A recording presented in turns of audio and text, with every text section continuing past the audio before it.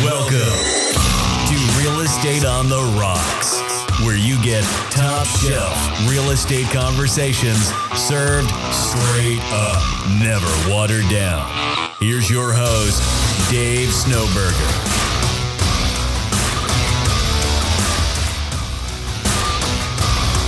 Welcome back to Real Estate on the Rocks, episode number 2 of I Have My Real Estate License. Now what? Joined today with Marshall Tucker. Hello. Alicia Hooper. Hey, y'all. And our special guest, rookie of the week, Jason Mendez. James Mendez. My bad. I'm so new. Who's? They forgot my name. At least he got the J right. It's close. One letter. Exactly. I'm so new they forgot my name. It's not even a week. It's Tuesday. Yes, Don't be an undercover agent, man. yeah, for real. There you Don't go. worry, I'll be here all week. All right, so yesterday was a lot of topics about, a lot of talk about, how to select the broker. And then once I've done that, which path do I want to go? Do I want to try out being a single agent, or do I want to maybe hit the easy button and join a team and have everything handed to me? Because that's exactly what happens, right? Not. Yeah. Exactly not what happens. More times than any, with the accountability and depending on which team you join, it actually could be harder for a new agent coming in because there's actually accountability. Absolutely. There's certain standards, expectations. There's all those things that it comes with. It turns into more of a job than it does that whole freedom thing of why you got into real estate, because you want what, Marshall? Unlimited income potential or a flexible schedule? Why can't you have both? I did want both. You did want both. But can you have both? That's right. You can, absolutely. Not as a new agent. Not as a new Yes, you agent. can. Uh-oh. We're going to have Ding, to ding, ding. down on this one. I say that's a good place to hover right there. Let's talk a little bit about that. We seem to have a small disagreement, which is healthy. We've got a single agent in the room, and we've got a buyer's agent team leader in the room, talking about freedom versus unlimited income potential.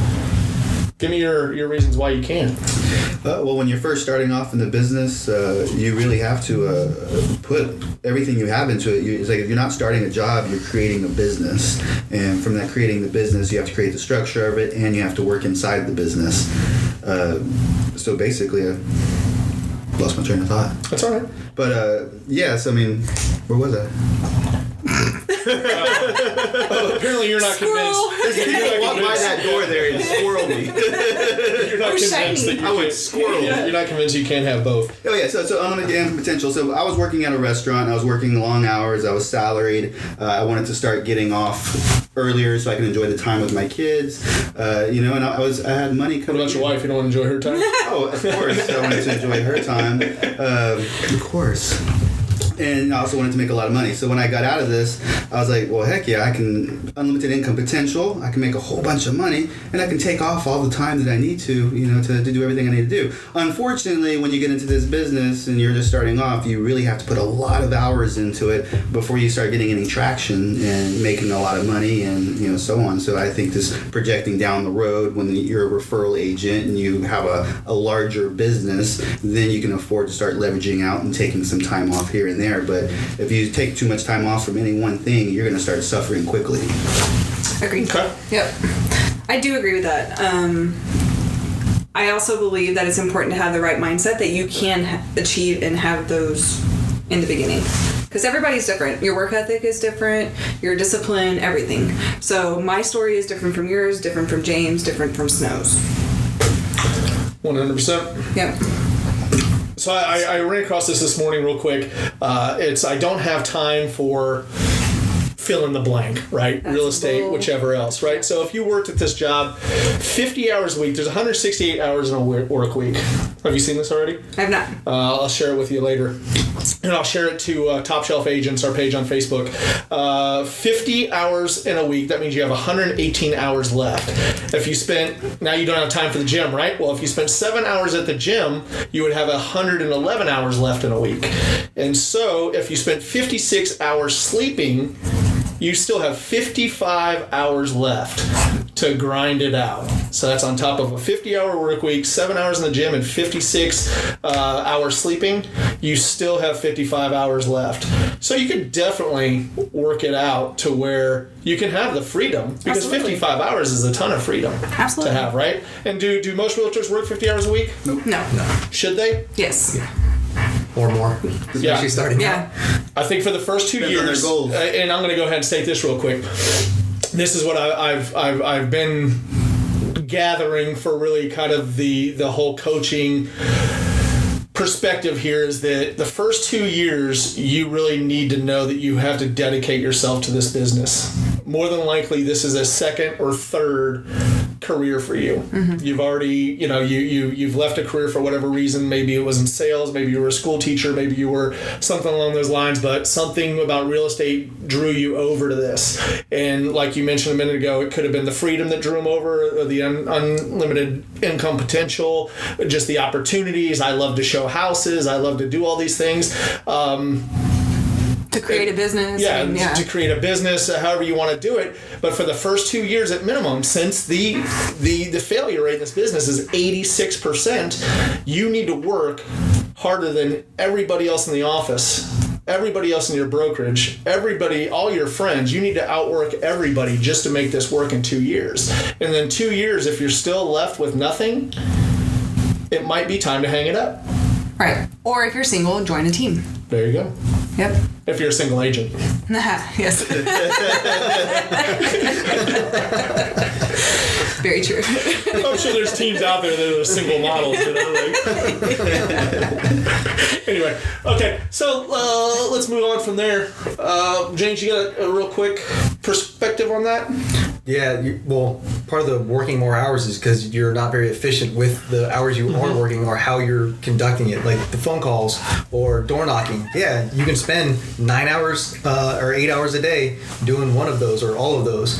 You are far less efficient than the average experienced agents who had years and hours to practice and refine their skills. So you're just gonna, well, if you want to succeed at all, you kind of need to, burn through those hours and just haphazardly hopefully not too haphazard, but kind of, earn or cut your teeth through those steps and become better at communicating and not wasting so much time. Right. That's why time blocking is so important, and being consistent. It's so easy to get distracted in this industry. I mean, so easy. So don't do the whole, shiny over there. Focus, lay out your schedule, be consistent, and you'll see the results. Yeah, I mean, really how we gauge that, we have a little focus. Right? Follow one course until successful is what focus means. Don't be a pinball. Yeah. And that's the thing, is that agents are always looking, realtors are always looking for that next shiny object that's going to the promised land of the easy button. That's right. Like if I hit this, the leads are going to flow in. Yeah. And so many agents, and a lot of this is opinion based by me, is that Facebook ads and all the social media and running Craigslist ads and doing a lot of these other things that seem like they're the easy button, they're good to do if you're doing the things that you don't want to do when you don't want to do them at a high level, which is what? Making the phone calls of the leads that are coming into you from those activities that you're doing. So they all run simultaneously with each other, right. I think. And if you have a lead generation system, it's no secret we're a Boomtown team. We put a lot into pay-per-click and SEO, and we're constantly advertising, and more consider my team at least a media company that sells real estate at a high level. Right. And our job is to find clients and really grab attention of the consumer and say, hey, look, we can help you solve problems. And what are those problems is the consumer faces in our business, right? So they can't write contracts, they can't get into the house, they can't do a lot of the things that we can do as professional realtors. That's right. And there's a difference there too. There's the realtors, and then there's professionals. That's right. There's Absolutely. lots of people running around Yes. that have e-keys that can go show you property, and then there's the ones that actually understand everything, how the business operates and has your best interest. And so I would consider that a functionary versus a fiduciary. So we have a lot of functionaries running around this town, running around this just business in general. It doesn't matter where you are, and not too many fiduciaries.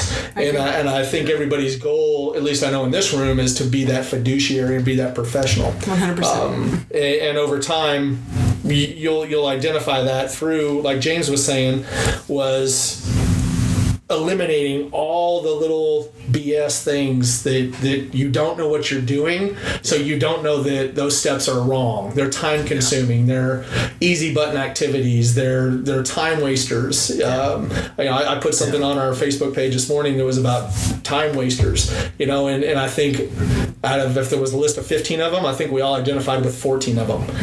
There's so many things out there. Hunter-gatherer. Are you a hunter or are you a gatherer? Yeah. You're gonna wait for it to come to you, or are you gonna go find it? I'm gonna go kill it. Find it. Eat it. Don't kill your clients. That's not it.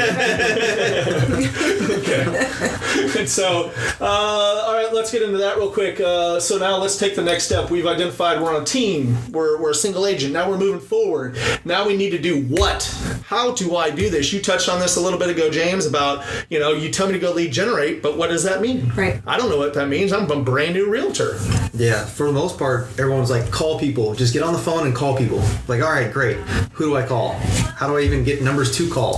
Oh, by the way, don't call certain people because their names are on a list that you have to figure out where the list is so you don't get in trouble. So, there's a lot of built-in things that you have to, that you need to learn and ask better questions for. But if you can't do or don't want to pay for a system to give you those numbers, you have to try and do something that's a little less comfortable and explore what you naturally gravitate towards, like door knocking. One of the agents gave me a great idea a while back. He was asking if I door knock, and I said I try to as often. Well, there's no try. You either are or you're not. But and I was not. And so, because I just didn't like one of my things was being inconvenient and bothering people. And so, I've progressively gotten better with that. And so he's like, do you door knock around open houses you do?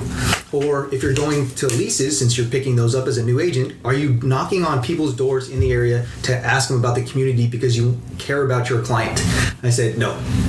I need to start doing that. And so as I started out with, if anybody's outside their house, because the path of least resistance, if anybody's outside their house, I'd walk over and talk to them. And slowly it got better, and then I just knock on a door. And then I had to learn that don't stand right in front of a door. Drop the paper. But you gotta be careful. People responded very differently when I was standing there by myself versus when one of the female agents was with me. So you need to understand how that initial conversation can be. So a lot of those things help. You just got to find out what you gravitate towards, and try and be as efficient as possible in those paths. All right, good advice. All right, so let's get into that real quick. Why we're here about lead generation. So sphere of influence, we're all going to hear that. We've all heard it when we came in. Is contact your sphere of influence. Absolutely. What does that mean? So I'll touch on that. So go ahead. I worked at my parents' barbecue restaurant in Georgetown, Texas, The Pit. Whoop, whoop. Full plug. Their website is no. But so working there, and damn, I got squirreled again. We need to get a curtain on this door. Big time. That's why I'm sitting over here. Or you. I was going to say you need some. Yeah, I'm trying to run the computer, trying to look the door and talk at the same time. You can cut this out. So okay, so pull me back. Where was I? Talking about the sphere of influence. Yeah. So working in my family's restaurant for the last 20 years in Georgetown, I kind of thought that I knew everybody in town. So okay, cool. I'm gonna get my license, and this is gonna be easy because I already know everybody in town.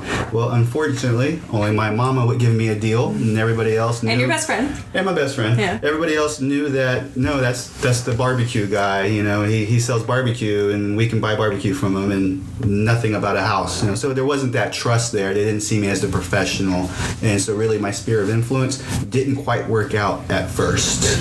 Right. Well, and I think that's going to be anybody's sphere of influence, really. I mean, this is one of the biggest transactions people will ever do in their lives. It ranks right up there with, having children, getting married, the big life events like that. This falls in that category. So they don't want to just trust anybody with it. And everybody understands that you're green. If you're new, you're new.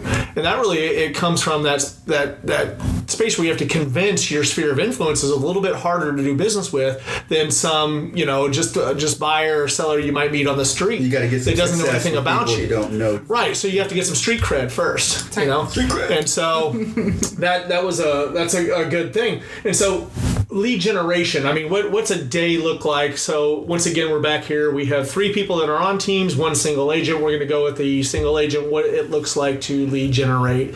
What's a typical morning of lead generation for Alicia Taco? Alicia Taco Hooper. Yeah, so typical is to call expireds and FSBOs. Oh, yeah? Yes, that is typical. And then if I did an open house, then I am following up. So, and I'm also promoting my next open house. Okay. And so, real quick, let's go back and then realize that today's topic is I have my real estate license. Now what? Mm-hmm. What's a FSBO? Oh, a FSBO is a for sale by owner. Oh, yeah? Yes. What does that mean? That means that they are confident in themselves to sell a home on their own. Right. So they are basically asking for help.